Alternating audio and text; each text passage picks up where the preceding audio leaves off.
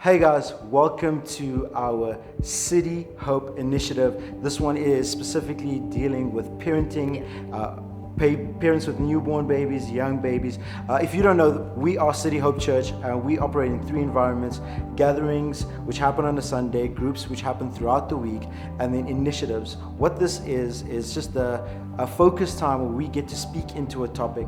And tonight we'll be speaking into parenting.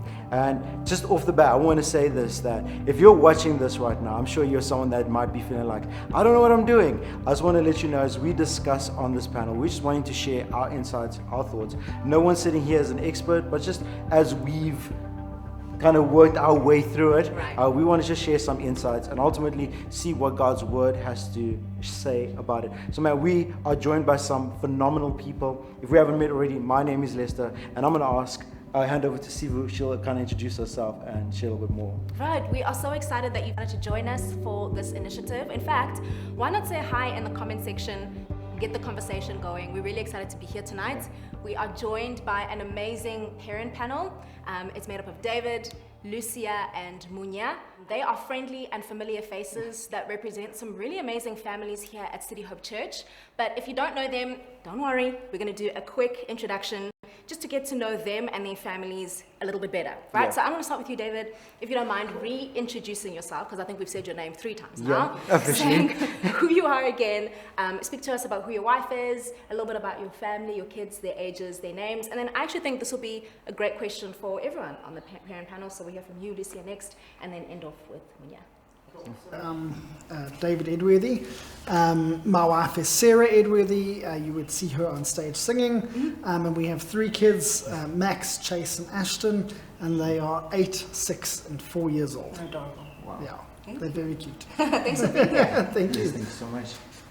My name is Lucia Mahachi. My husband is Jeffrey Mahachi. So my sons, I've got Jeffrey Jr., and then I've got Jefferson, they're all named after my husband. Come on now. And then I've got 3 daughters, Pearl, Yolanda, and Ruby. Wow. Sweet. Yeah, so Pearl is the eldest. She's 29. Then I've got Jeffrey Jr., who is 24. Yolanda is 22. Ruby is 18, and Jefferson is 13. Sure. Ruby actually just had her matric dance last week, which is such a big deal. I met Ruby when she was in grade 8. That's crazy. So I feel like, what? Where's the time gone? And Munya? Yeah, my name is Munya Musiwacho. My wife is Elinette, and we have been blessed with 2 kids. Ryan, who's turning 9 next month, and Bronwyn is also turning 4 next month. Sure. So yeah. Wait, were they born in the same month? Same month. Ryan on the 31st of October, Bronwyn on the 6th. So it's not a very cheap month. I was just it must be hectic for the budget that month. No, it is hectic.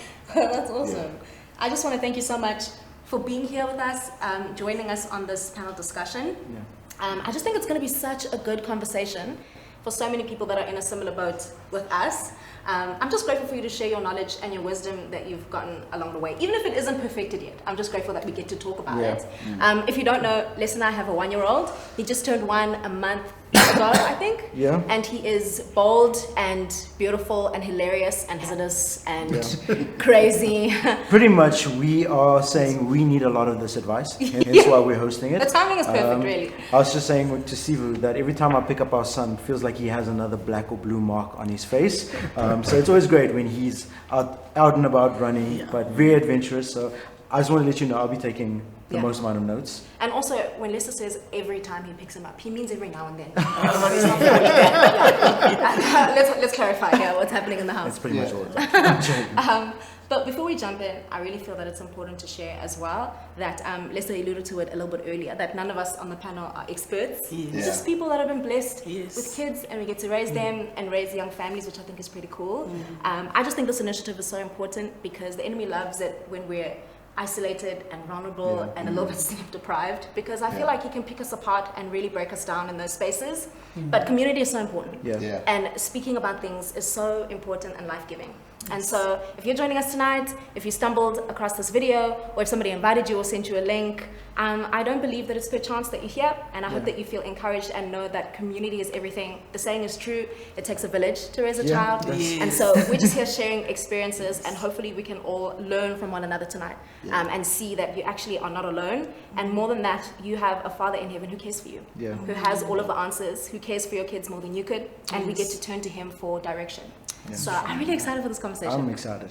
Let's jump in. Yeah. Okay? I feel that when we're talking about parenting things, we talk about real life experiences like, you know, the sleep deprivation, you know, you kind of have to be less selfish, and sometimes it can come across that you're complaining and that it's so hard, which is, you know, you're just talking about your experience, right? But I thought let's start off the conversation with maybe something lighter, you know, something a little bit more positive, I say.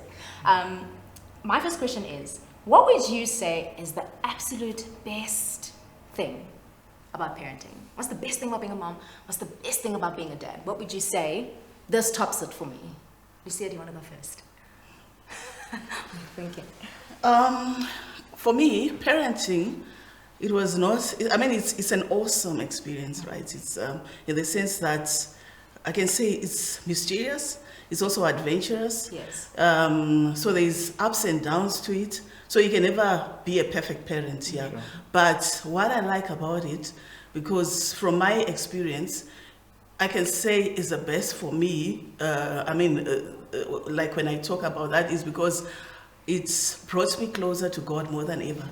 Before I became a parent, it was just about myself.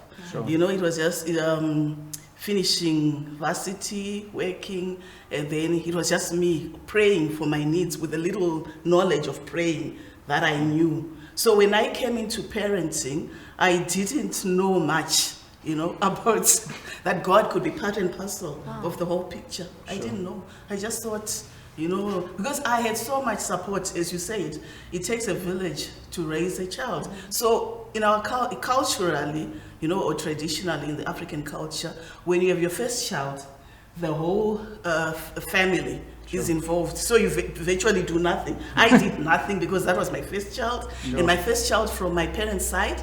So they took care of everything. When the child cries, there's someone who runs to fetch the child. Amazing. Someone washes the bottles. Someone does almost everything. Sure. And when I went to stay with my mother-in-law, I went back to work, and my mother-in-law took over. I'll come back from work, she would have bathed the child, fed the child, may put the child to sleep. So it was such an amazing experience because the whole village, in other words, from an African perspective, everyone was involved. So that experience was awesome. But later on, when I was on my own, I had to learn. Sure. You know, that's when when everyone was no longer in the picture. I had to walk the walk alone. You know, and that's when I turned to God, and it brought me closer to God more than I can ever imagine. Sure. Because then I would sleepless nights. When you're worrying, when you're anxious, then I would pray. And then, that's how I started walking with him. So for me, that's the best thing that has ever happened to me, that through parenting, I've known him and I'm much closer to him than I can ever imagine. Wow, so, that's really cool. Munya, how about for you?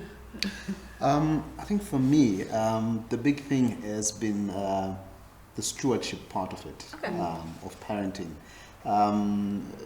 It really hit me hard when I became a parent, to realize that this is God has just made me a steward over this life. Sure. And it's the children that He has blessed us with are not mine per se, but they are His children. Yeah. So I think just that feeling just brings that.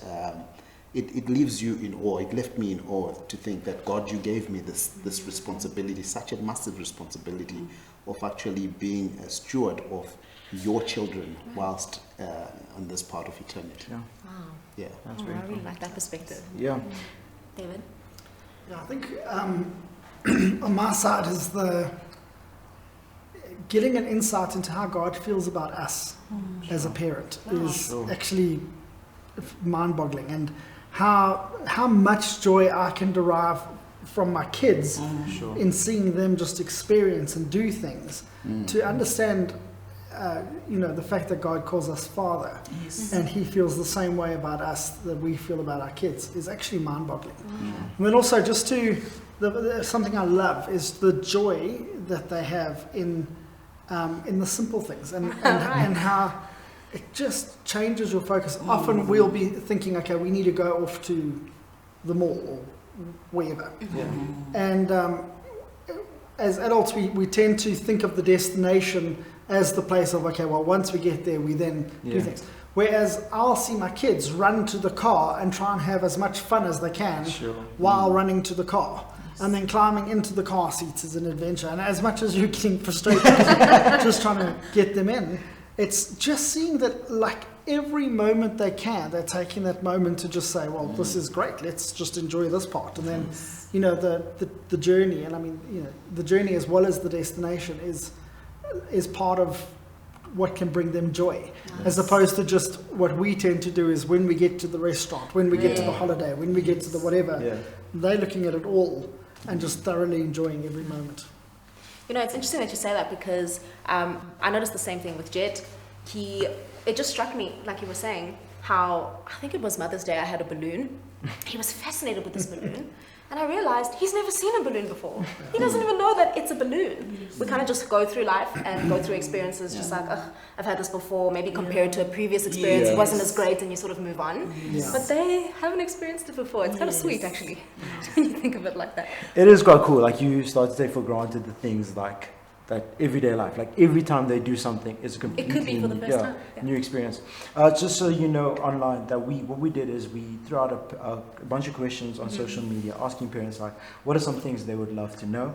We're just going to dive into some of those questions. And question number one is this, and I think I'm going to start with the dads first, because I think the moms kind of have 9 months of, like, preparation. That's true. But for the dads, what is one thing that, just in terms of becoming a father, that you just weren't expecting, that kind of just threw you off guard? Like, Because you're never really ready. You're never really ready. So what is one thing, like maybe one or two things where you're just like, this, if I have to go first, someone told me when you change your nappy for the first time that the poop would be black.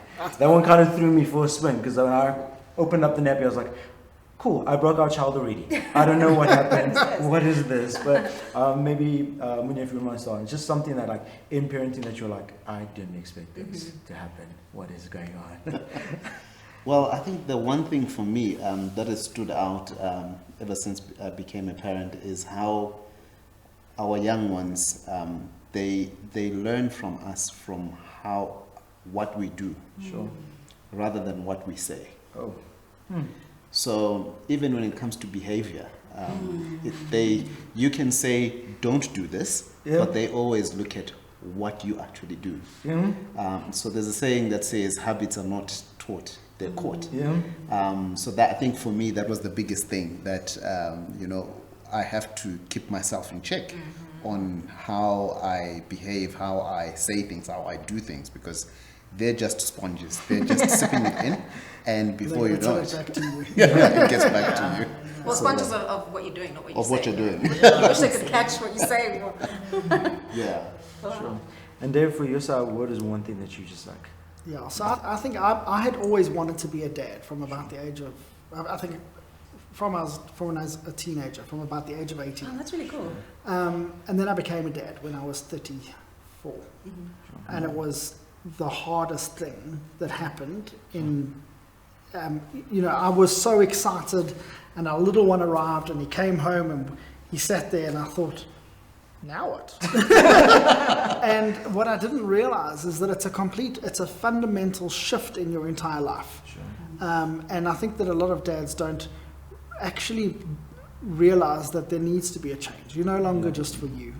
You're no longer just being for yourself. I remember once turning to Sarah and saying to her, let's go get some takeaway, and we would normally go together, and all of a sudden I said, are you coming? And then I realized, well, no, somebody's got to watch the child.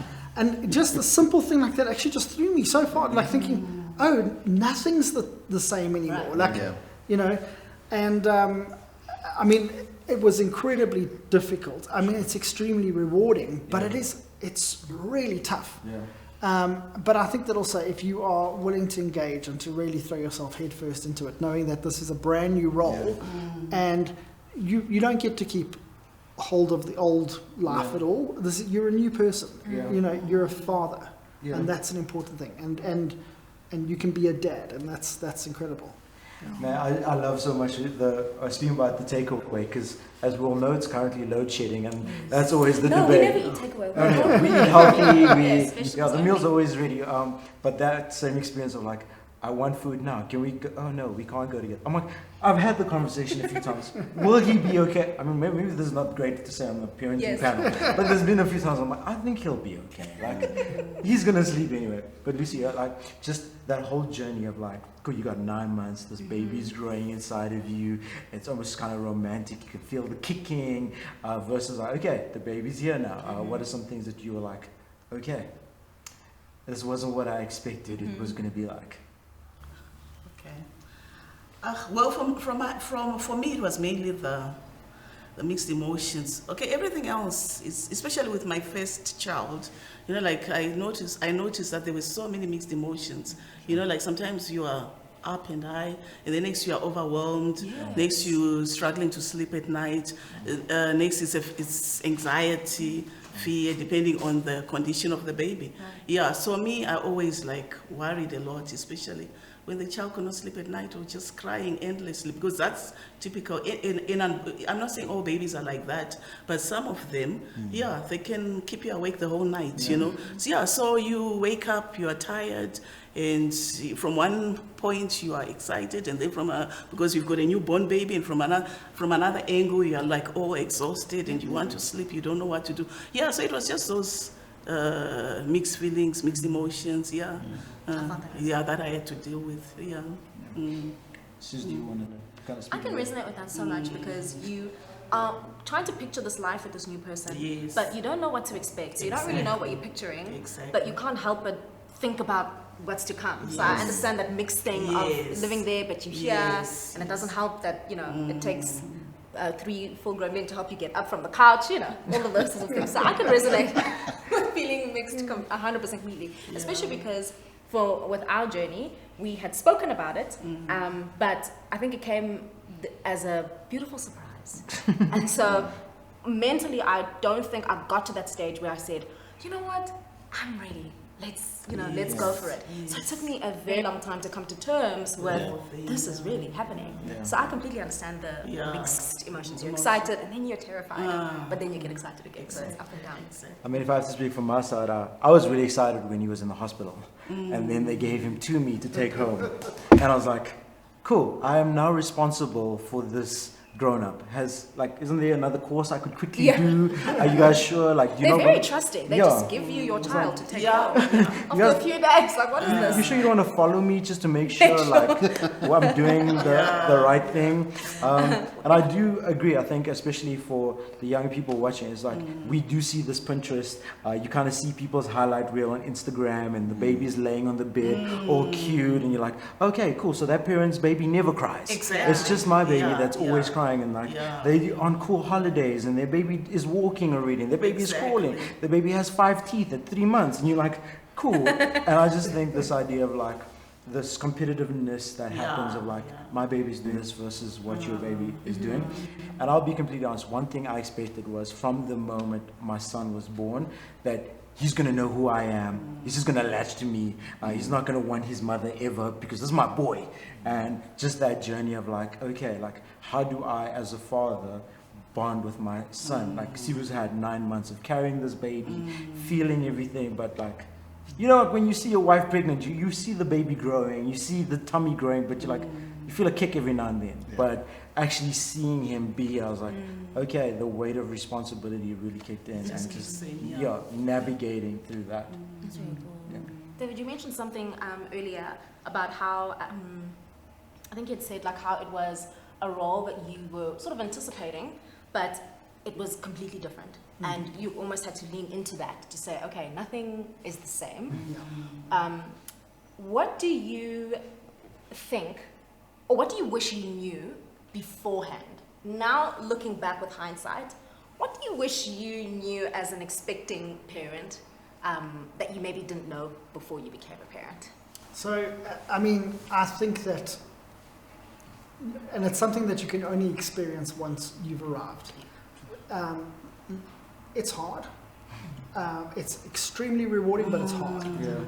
And you're going to feel these absolute feelings of, guilt for sometimes wishing that things were just like they were. And it's not to say that you don't want your child. It's just to say that you quite miss that lifestyle of being able to sleep a whole night. Having, 3 children meant that for around about 6 or 7 years, we never really slept a full night through unless the kids were away somewhere. And I mean, a lack of sleep is a form of torture. And until you've actually crossed that barrier, or that, when you, your life is changing, you've got to be able to adjust, and you've also got to be able to just actually go with the flow a little bit. There are going to be some parents, I think, even watching this, that while you are watching, you are going to have a little baby that's screaming in the background. And, one of the parents is going to have to step out and try and calm the child. Push pause. Get things kind of good. It's okay. Church is going to change. We, of course, want to bring our kids to church and have them here with us. But the truth of the matter is, little kids like to scream and scream a lot, and there's a season that you've got to go through things, and there's little seasons. So you'll be one parent in the church while the other one's not, and then vice versa. And it's tough, but it is so rewarding, and also just know that God has ordained parenthood, and He's ordained the fact that moms and dads love and care for their children and are there for them. And so, yes, you're not going to get your quiet times, or your quiet times are going to be very different, or very in terms of duration, or in frequency. But it's okay. God wants to be there with you in the moment. I remember always praying for the fruit of the Spirit while trying to rock my son while he's screaming at me. And I was praying, Lord, please give me patience. Please give me, perseverance and long suffering. And then I just sat there one day and I felt God say to me, actually what you need is the Holy Spirit. If you have the Holy Spirit, you get the fruit thereof. But praying for the fruit of the Spirit actually is not what I'm here for. I'm here to be with you in this journey. And the fruit of that is patience, kindness, goodness, love, self-control, all of those amazing things. But God is in this journey, with every single parent. And I think, just you say to God, you've ordained this, please just be with me in this, and just just bear with me and help me to go through this. And you will love it. It's amazing, but there's going to be hard days. I will say, I think that's something that I really wish I knew. I think I spent so much time resisting the change, trying to keep my life looking the same as it was before, just with a little add-on, just with maybe an hour or two less sleep. Everybody thinks that what you're doing is you're adding onto your family. It's a new family. It's a whole new dynamic. It's not a you plus this, or just a little, it's not a mod pack that you just add onto your life and you go on as you it's a completely new thing. And I think people who have embraced the fact, okay, this is going to be new and this is a whole new way of doing things, will probably adjust a little bit quicker. Whereas if you are trying to hang on to your old ways, it's going to be stressful and it's going to be hard. That's really encouraging. I know that now, but I mean, it would have been great a year ago. And I really do love what you're saying. I think it's not said enough that parenting is hard. I think parents say to each other, it's hard, right?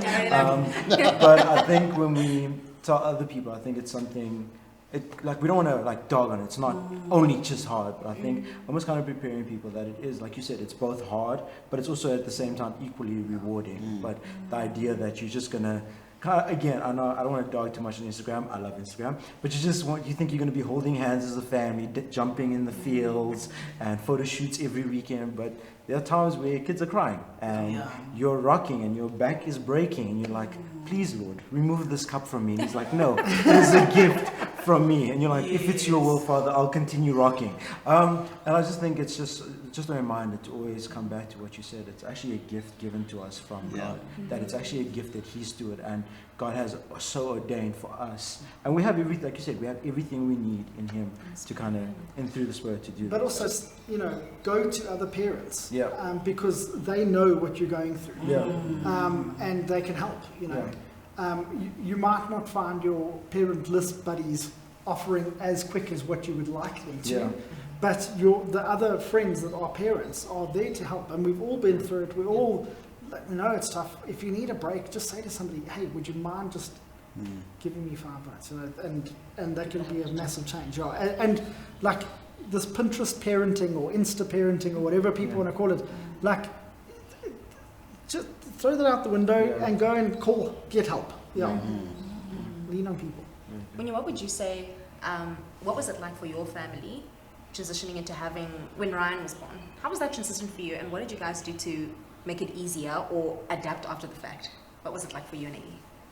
Well, thanks for that question. I think I identify a lot with what Lucia shared with us, that when we had Ryan, our first, the whole village per se came through. And I remember vividly that my wife only started bathing him, I think, after about 2 months, because all was being done. Everything was being done for us. But I think what then followed after that was the reality check to think, when it hits you that, you know what, there's no manual. You're not given a manual to say, okay, this is how you hold the head and this is how you just have to go with the flow. And I think for us, in terms of adjusting, it was not that easy, to be truthful, but it was rewarding. And one of the highlights for me was that teamwork always wins. Sure. With our backgrounds, Black African backgrounds, there's this perception that the mother always does everything. Yeah. But then with us, we had to switch gears and say, okay, so what are you taking care of? I'm going to feed the baby at this point. You're going to sleep. At times we'll take shifts in terms of sleeping. So, because Ryan was quite a crier. So, at times we would sleep 2 hours on, 2 hours off, and that. So, teamwork for me was the biggest thing. Sure. Yeah. Crying on. And Lucia, for you, how was the Transition. The transition. Yeah. It's also the same thing. Like you had the whole family doing everything, which was in a way very good, because amongst especially black mothers, you find that there's less incidences of postpartum depression and things like that, because everything is done for you. So now it's only when you are on your own now. That's when you start realizing that now I'm standing on my own. Now you have to learn, because even during that time when the baby is coming, even clothing, everything is done. They buy you've got the whole village supplying everything that you need. Yeah, so now you are coming now into real life, where you have to realize that you are on your own. You have to, and then you also get surprised by the cost of everything. I noticed even back then. When my eldest was born, things were expensive. Yeah, and to make matters worse, I also got a surprise when I thought when you are becoming a first-time mother, it's automatic, because then they were encouraging breastfeeding, right? So I thought it's automatic that breast milk comes out, but for me it didn't.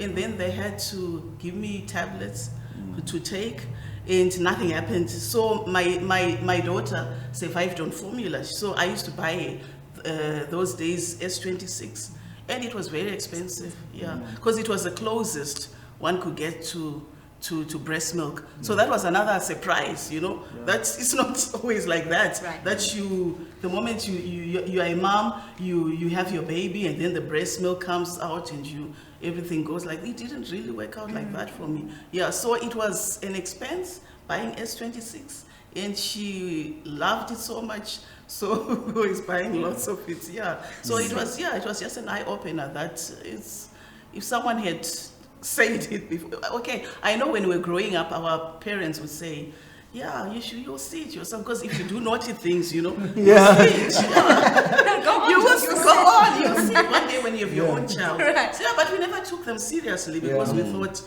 they're just talking, they're just talking. But it's only when you are there now, then you realize, they were actually hinting. So you didn't need someone to actually come and tell you, because they were already hinting that it's not easy. You will see it for yourself.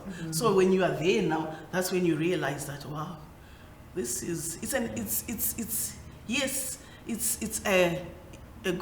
outstanding, it's an awesome experience. You get to know that this is God as giving you this gift, but it's a lot of hard work, lots of surprises and things that you never expected, and now you come face to face with reality. So that was my my experiences. And not to just to free anyone watching this, not to make definite statements, but I love what Lucia said about the whole idea of breast milk versus formula. I think a lot of moms, and again, this is coming from a dad's perspective, so please do take it with a pinch of salt, but I feel like there's a lot of guilt that comes from that, and I think we've been saying it as like, this is your child that God is calling you to steward. The big idea is to steward well. That if for whatever reason breast milk is not coming, but you're able to use formula, the big goal is you want to raise your kid up well. And I think there's just this tension, like if you're not a proper mom, if you gave birth this way, or you're less than if you used formula. Man, God, I feel like God knows all these things. And if we believe that God is in control of all things, I believe God gave us medication. God gave us formula. He uses people to help us with that. And just to set anyone free that might be feeling like, man, I really missed the mark, or I didn't give my kid the best experience, just to kind of set us free from that. So do you want to speak into that as well? I think it can also be really difficult when you go to classes, and Lisa and I went to the prenatal class, and it was so much fun. We went with two of our friends. Actually, all of our kids were born similar times, and it was so informative. But I think it also had the potential to be quite damaging if we held on to that as the only way to do things.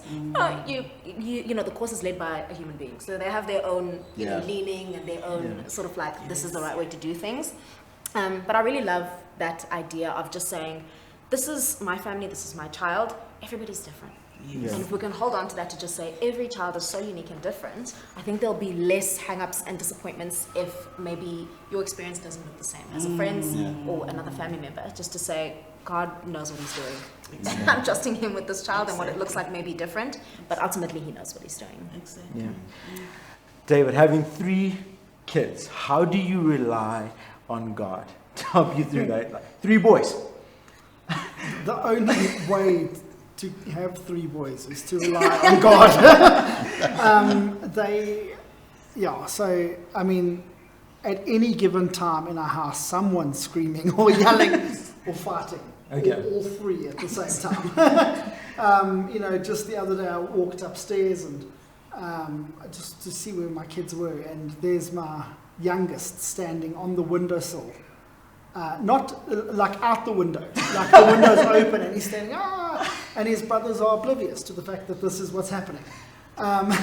So you have to, and I think it's honestly God's grace that we get through everything. I think it's James Dobson has written a parent's book, and he just said the job of a parent of a boy for the first 5 years is to keep a child alive. And I know Sarah and I, when Max turned 1, turned to each other and went, he's alive, and we high-fived in the morning and then went and woke him up and said happy birthday. So it is full on, but it's an incredible experience. The amazing thing though is the little lessons that you can impart along the way. And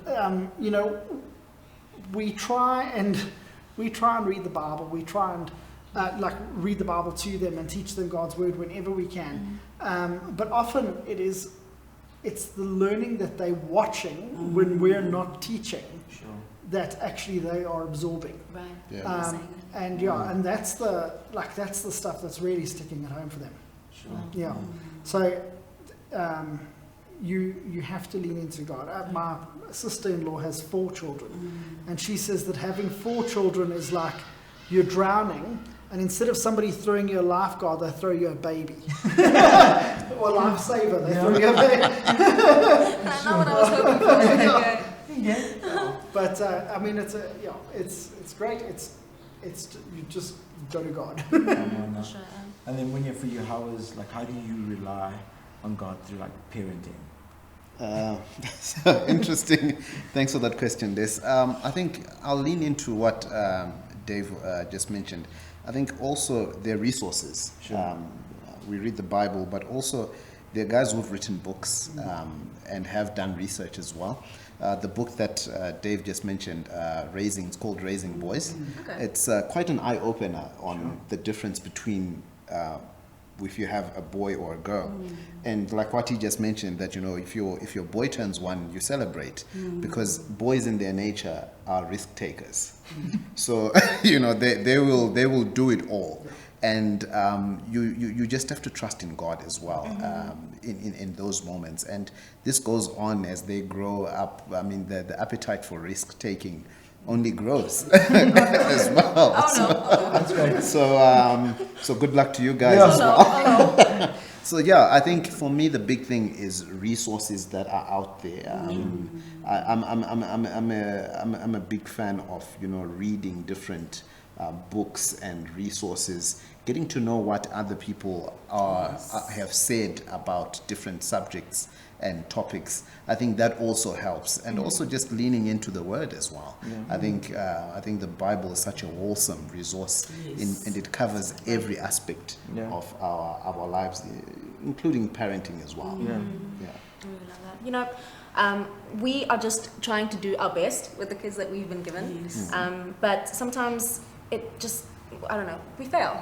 Or sometimes we had an idea of what something might look like, but it looks a little bit differently. My question is, how do you deal with that disappointment of, man, I really was going for that, it didn't really look like that, or I was hoping it would look like this, it doesn't. How did you deal with that disappointment or failure, if you will? I think I'll go with that one. I think one of the things that I have done personally is, when leaning into the Word, one of the things that I've realized is that there's a perception that there's this thing called a perfect parent, and there's no such thing. And out of all this, God actually doesn't expect us to be perfect parents, because He knows that we are. Sure. We are flawed. Yeah. But what He does expect of us is for us to be faithful with that responsibility that He's given you. He's given you that responsibility over that life or lives that depend on you, and you need to be faithful with that. Are you being faithful in terms of providing for them in every sense? And there are times when you feel like you're inadequate, but that's when we go back to God to say, God, you gave me this, and you knew. So God, give me the strength. Give me the resources. Give me what it takes to actually become a good parent. Yeah, I really love that. Lucia, would you mind speaking into that as well? I see. Okay, I've seen with where I am now and where I came from as a parent. Well, failure is not something that should make you feel like you're a bad parent, or that condemn yourself and things like that. It's just a way of making you realize your weaknesses and what you need to do to perfect the things that you've done wrong. In particular, it could be raising that particular child. So it shouldn't be something that should make you feel bad, but it should be something that will help you to rise up and say, okay, I'm going to learn from this experience. Because what I've noticed is that all children are not the same. Each child comes as their own package. Right. So when you think you've succeeded with this child, the next one is totally different. It's a totally different package. And that's how God has designed it to be, because He's a diverse God. He's a God of diversity. He's not a boring God. Yeah. If He made everyone the same, it would be a boring world. So He's mysterious, and He makes sure that each child that comes into the world has got its own personality. So I think, I've made it with this one. So when the next one comes, you find that the next one has got totally different ailments that you have to deal with, you know. The other one might be an A student, the next one, struggles. And you take it as a yeah, to the extent whereby I've relied a lot on the Holy Spirit. Like if I've got a child who's struggling, and then I remember my eldest daughter, then I'm just going like where I have relied on the Holy Spirit. Yeah, she was doing now writing a matric, and she was struggling in physical science. Then you start wondering, why did we make her do physical science and things like that? Then we got tutors to teach her, and she was not, it was not a subject. But then I went to the Holy Spirit. I went to God and I prayed. And because that's me, I always, when I have a problem like that, I always go before God and I pray. And then, so then I had the Holy Spirit saying to me, why don't you take over the tutoring yourselves? You know, so it just came as a strong voice, you know, like, why don't you take over yourselves? That was my husband and myself. Why don't we take over the mentoring? Why don't we take over the tutoring? Why are we assigning it to other people? Yeah, so with that physical science, because I've got a chemistry background, so I started teaching her the chemistry. My husband was teaching her the physics. And when she wrote her prelims, and by the time she wrote her matric, her mark was so high, you know, that even the physical science teacher could not even believe it. She's still, up to that time when we saw her, she was trying to find out what really happened, you know, what really. So it was just learning also to be able to listen to the voice of the Holy Spirit. Yeah. So he does communicate with us. He communicates with me, because I always turn to God. I pray whenever a situation is difficult. I ask God, I question. As you all said, He's the creator. He's the one who gave us as children. And so when things are bad, we should consult Him and ask Him, how do I handle with this? So with it was just so clear. Take over yourselves. And when we did, she made it. That's amazing. Yeah, she passed. I really love that. Like, again, we're called to steward these gifts, these little precious lives really well. I know we've spoken a lot about parenting in the sense of like what we do with our children. But like we said, life kind of carries on. So there's still work. There's still your marriage. There's still these little ones that are responsible for you that can't kind of eat or do anything without you. It's mentally taxing, physically taxing. And David, I'd love to start for you after. It's just like, how did you juggle that really well? Like, how do you do it all? Like, you don't, just because you're a father, you don't stop being a husband. But because you're a husband doesn't mean you stop being an employee, or you don't have family or friends that are also expecting things from you. And it doesn't seem like when you become a parent, everyone's like, cool, we'll just release you, don't worry. It's like, see you in 6 see years. you like kind of like the next day, we'll be back. How did you navigate and are navigating that like balance between, not balance, but just how do you Juggling. Well, I mean, this is the thing, when we came here, I spoke to Siva and said, like, I feel like I have slight imposter syndrome actually being able to sit here and answer some of these, because for one, I have Sarah, who's an incredible help. She manages the house, she looks after the kids, she makes dinners, she's an incredible mom. And it's enabled me to be able to do certain things like, go off and do work and stuff. In terms of how to balance fathering with being a Christian, with being a dad, with keeping healthy, with, doing all of the things that you're supposed to do, I don't know that I've actually achieved that as yet. I feel like I'm always kind of doing one thing or two things maybe at 75% and then dropping one and just trying to keep that ball going. And it just, you don't ever feel like you're getting it right. And I don't know that you ever will, but you just keep on keeping on. We don't have a choice but being an adult. Like when you've got kids, you don't have a choice. So sometimes it means that I'll get home, at 7 o'clock at night. I might see the kids, and then I've got to carry on working. And it's not like that all the time. This might happen once every now and then. Or, I've got to actually just sit and work through the night, and in which case we'll see them only the next day or something. But it happens few and far between. You've got to do what you've got to do to get through. But what I can say, and I think more, and I know that this is a parenting course and not necessarily a marriage course. Yes. No, speak into I it. think before anything, make sure that you and your wife or you and your husband are right. Yeah. And I think that is the main focus, because if you want to have kids that are chilled out and happy and, you know, will listen to you and be cool, you guys need to be right. Yeah. Right. The second that you're not right, there's an additional pressure and a stress that's there Yeah. that they can just pick up on. Yeah. Yes. So I would say, you know, be right with God, be right with your wife. Yeah. Then your kids, and then work. You know, occasionally you have to do certain things, like that's going to be the thing. But, you know, don't sacrifice too many children nights for work, Sure. because, That's good. you know, you are replaceable. Sure. But Yeah. you're not replaceable to your kids. That's Yeah. true. So whatever sacrifices you're going to make at home, it's okay every now and then. It's not okay every now Yeah. and then. Okay. That's really good. I love that.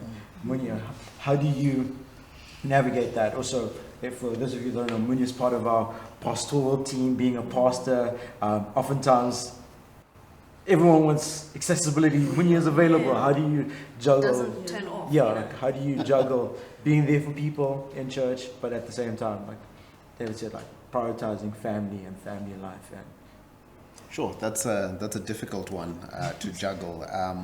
But I think one of the things that I've come to learn, even being on staff and on eldership, is to be able to say no to certain things and not feel bad about it. It's important. For me, I think that has been the biggest thing to say because there's always that expectation that you're talking about. You know, Munya, can you come to this? Can you attend this? And the temptation is always to say You want to yes, do it, yeah. to be a yes person Yes, to everyone.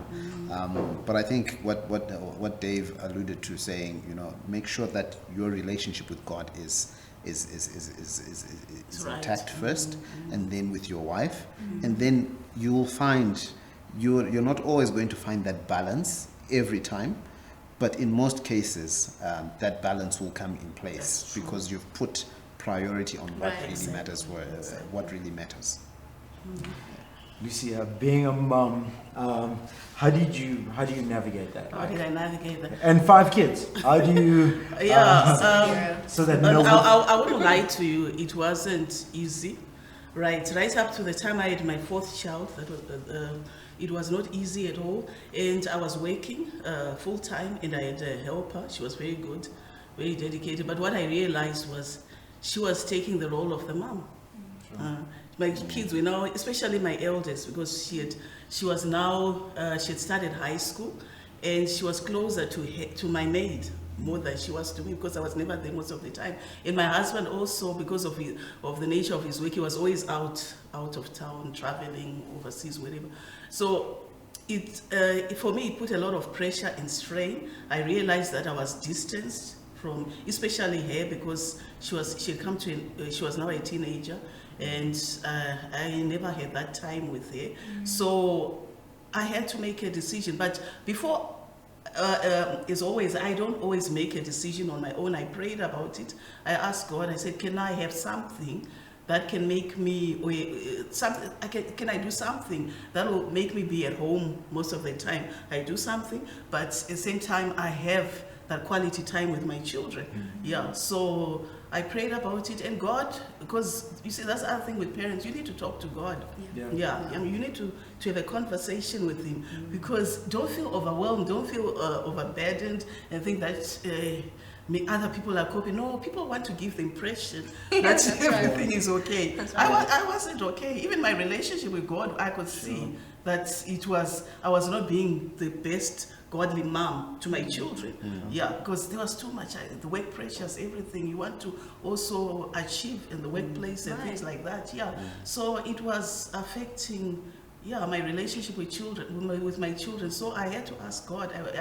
I had to be selfless. I had to now think, no, I have to stop thinking of myself now, because I have these children that I have to look, and we can't say both parents are not always there, you see.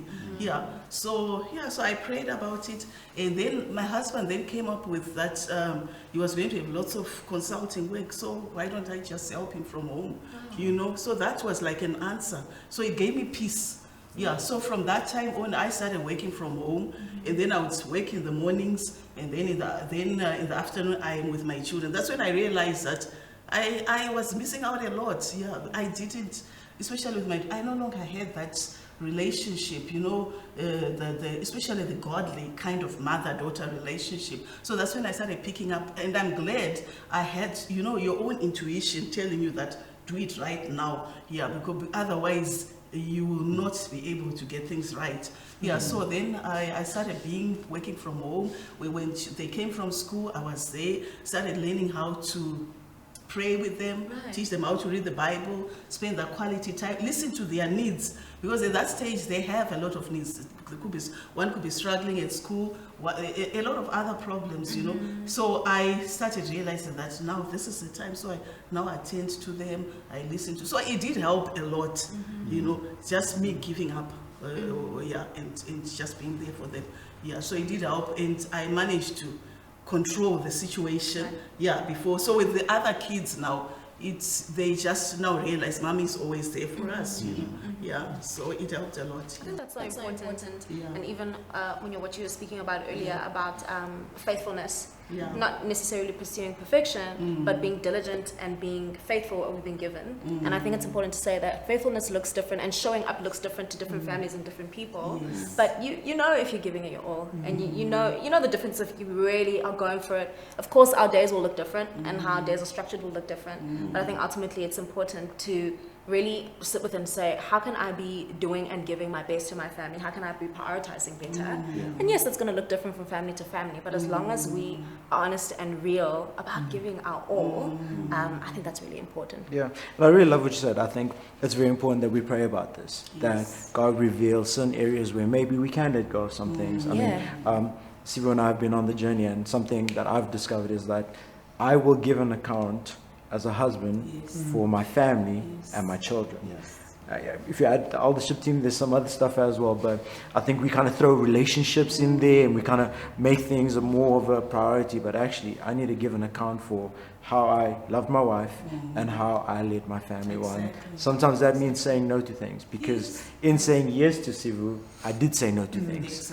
In saying yes to becoming a father, I said no to some things. And I think there's never a perfect balance. And I think it's also it can be seasonal, like not to take away from work and dreams and aspirations we might have. But I love what you said so much. Let's not allow work to become the thing that we always choose. But there might be times, because no work, sometimes there's no bread, there's no food. So it's not we're working because I'm trying to get away from you. It's working because I'm also trying to provide.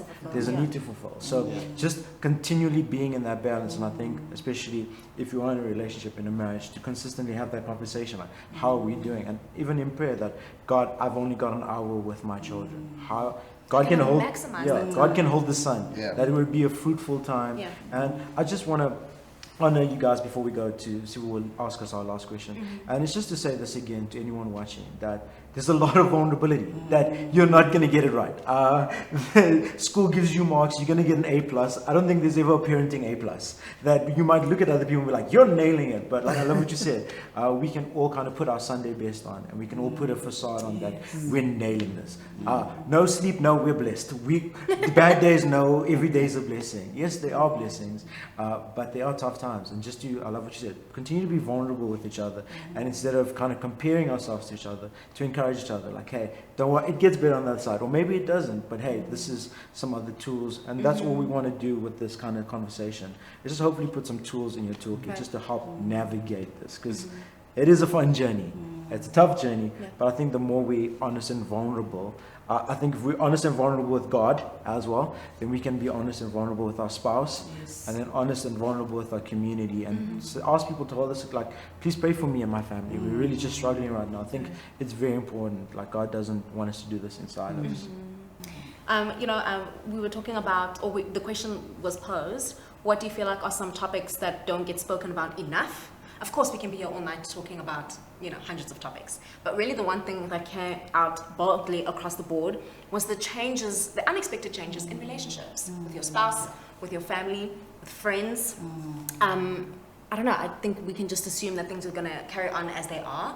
And then when hiccups happen, with your husband or wife, or when friends don't understand, or when family is maybe they don't really approve of your parenting style, it can be hard. What do you feel like are some of the changes you weren't expecting that happened in your relationship? So marriage, family, and then friends. And how do you feel you and your spouse have, tackled that, overcome it, or are you still in the process of dealing with that? You want me to answer? All five of us are like, you said. Okay. Yeah, for me, in terms of relationships, right from the start, you find that the people that you're very close to, as the children grow, especially your friends, you find you're now focusing on friends that have same age children as yours. Yeah, so those become your friends, those that have same age children as yourself, so that your children can mingle, they can play, they can go to functions. So that was what I noticed, was the tendency that there were more of such friendships. Not that we did away with other friendships, but right. Yeah, it was at that stage, because especially if you're coming from work and then you are now if this time with the kids, so you always associate with those people that are close to you. And then also relationship wise, yeah, you become a close-knit family. As the family grows, you become a close-knit family. It's like your family, it becomes the most important. It takes priority, it takes time. I mean, everything is focused on your family. So your own extended family, it's not like you done away with them or you've ignored them, but you find that because 5 days a week you're at work, and then you only have that quality time with your children over the weekend. Yeah, so sometimes you don't have time to get to meet other people, So we always tried to have family over, that's another way of doing it, inviting family so that the children can get to, bond with their uncles, aunts, or grandparents. Yeah, so that's one way we did it.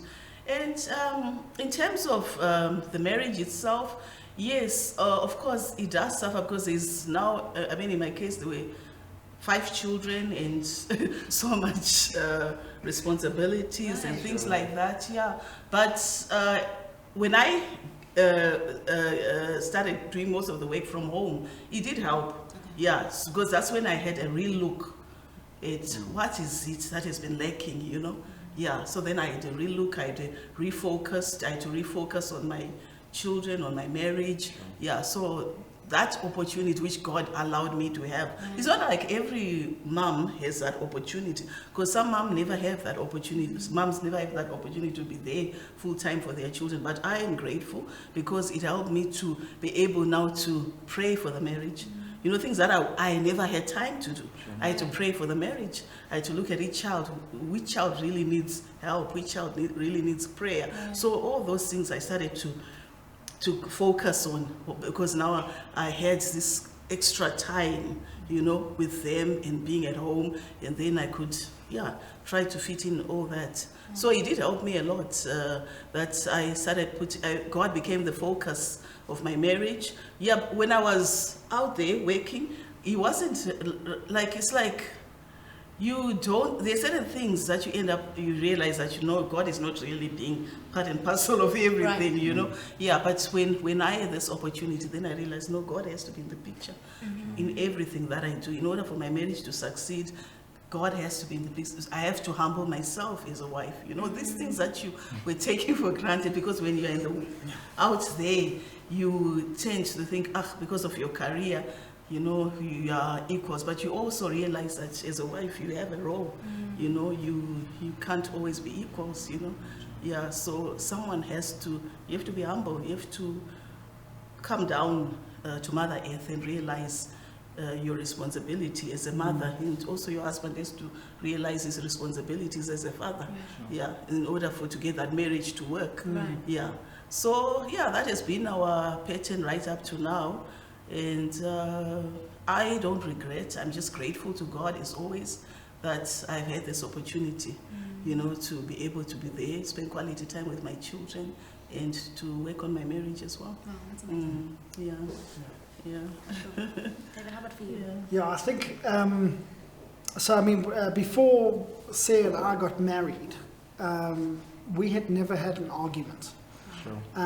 And then we were married for 2 years. I think it was just about 2 years before having a child. And we had still never had an argument. I mean, you know, maybe like a slight disagreement, but otherwise things were hunky-dory. And then we had our little one, and you know, you are so, like, all of your attention just from each other now all of a sudden turns to the baby, as it should. The problem is it shouldn't just stay there. You need to now realize that you have to juggle both. And I think that after about 6 months, you know, we had been so focused on our little one that we had actually completely both sleep deprived, both stressed out from, you know, this change, both not feeling like we were supporting one another, almost feeling like you're giving your all, but the other one's not giving enough. And it just becomes these little things. Sarah and her mom always say it's the thin edge of the wedge. It's those little things that you just allow to kind of start, and then as they get bigger and bigger and bigger, you know, they eventually drive a gap between you. And what I would say for anybody, if I were to go back again and try and do it for myself, was don't forget to look after your spouse. Sure. And to, I mean, you know, you try and do it from, I try to do it from a head space, but from a heart space, just to look and say, how can I make you feel more loved today? And like, how can I serve you in that way? And then do it again tomorrow and the next day. And I mean, I say that I'm feeling convicted right now, because even today, you know, we've got the 3 little kids, but today I need to go and ask my wife how I can make her feel more loved. And to keep that relationship well. When that's going great, the kids fall in line. You know, there's stress and there's yelling and there's shouting. There's the things the kids do because that's what they do. But you're okay and you're a unit, and that's amazing. But the second that like, I'll get focused on work, or I'll just, you know, take my focus off our relationship. You know, all of a sudden, like a day or two goes by, and something I've not thought about her in a way that I perhaps should have, or I've not been as considerate as I might have. And it's just those little things, and then vice versa. You know, because she's not feeling loved, she might say something, and then I might feel, oh well, that was a little bit, you know, uncalled for. And all of a sudden, it's that issue. Right. But the one thing that we've spoken about, my wife and I, from the get-go, is the reset button. And it's just to say, I've messed up, and I'm so sorry. I genuinely, this is not what I intended, was to hurt you.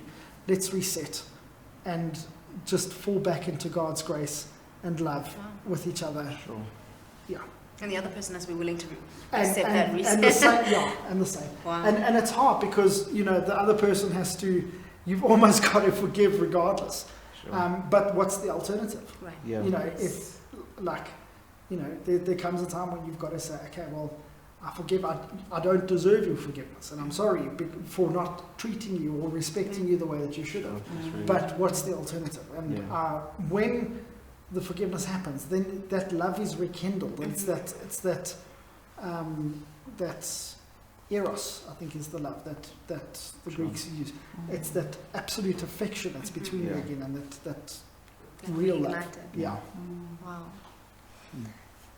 Munya, any last words? I've enjoyed listening as well, because I'm actually learning a lot. I'm taking notes as well. But I think for me, I think the most difficult change that we did experience, I think Lucia touched a bit on it, on, you know, your friends and associates. You tend to gravitate more to those with similar interests. And you know, the funny thing I always say with some of my friends is, you know, friends would call you and say, Munya, let's meet up and at such a restaurant, and let's meet up as usual. And you know, you just have to remind to say, listen, you said Papa Pronto. Papa Pronto doesn't have a play area. So it doesn't fly for me. There's glassware shop there. And it could be top deck, and it could end up being disastrous. So also maybe for me it has just been that thing of being patient as well with some of the people that we relate to who also don't have children as well, so that they understand the heart behind maybe some of your decisions, because to them they might think we are still the same, but a lot has changed. Like Dave said, that it's a rebirth. You're born again to a certain level. So just having that patience as well and that grace to say, listen, but I think this is a better idea for us to meet at such a place. Also taking into consideration your new circumstance or situation. Come on. Yeah. I think in the comment section, if you know any child-friendly places, please put it in for new parents, because it is always. We recently, quick story, went on holiday, new place. Our little boy was fine, didn't touch anything, didn't break anything. Last day, just as we were about to check out, saw glass and just went. That shouldn't be there. And so we understand. Child-friendly places. But I just want to take a moment to thank each one of you so much for being on this panel. Just a real, honest, authentic conversation around parenting. And thank you guys so much for being vulnerable and just reminding us afresh that there's no gold standard. That we all, firstly, we need to rely on God, pursue our marriages well, and then, like you said, and that's good, then parenting is not that bad, because we are not doing it anymore now. We united, we're relying on the Holy Spirit to kind of guide us. And again, the Bible says if anyone lacks wisdom, let him ask of the Father and he'll give. God is the ultimate dad, ultimate parent. If you're ever lacking wisdom, let us ask of him. Let's speak to one another. Let's be intentional about reading up on different resources. And I guess also just to kind of like remove any expectation that you are called to parent your children the way God has graced God you. knows what he's doing. For your children, the way that person parents, God has graced them to parent that way, and just to whatever way that looks like, whichever way that kind of comes together, just to parent well and to be a good steward of that, and never to compare ourselves to other people. I think it's the biggest trap, and comparison then leads to we don't become grateful for what we actually have. We kind of start complaining to God as well. God, how could you allow? But actually, God's graced us, and we have everything we need in Him. And just to say to all our parents watching, man, if you would like to reach out, please do. Sivu's email address will probably be in the comment section. We know this video was long, but like Dave said earlier, pause, watch it again. And I'd really encourage you, if you are a couple, to watch this together, just to kind of be on the same page and share different thoughts on this, take this conversation offline, but just to watch this in stages, maybe after every bedtime. You can pick up again. The beautiful thing about YouTube, it remembers where you were, so watch it again. But I hope this was a helpful resource for you. But again, if you need anything from us, why don't you send an email to sivu@cityhopechurch.joburg. We'd love to reach out. It takes a community, it takes a village, it takes knowing, just to be encouraged and be reminded of who God is. I hope this was helpful. And that's our initiative. And please look out for, if like I said, email Steve. We're going to be having some more stuff just to help parents to stay in community and keep doing this together. But man, we hope you enjoyed our time with us. And we'll see you guys again soon in another space or place. Have a good night. Have a good night.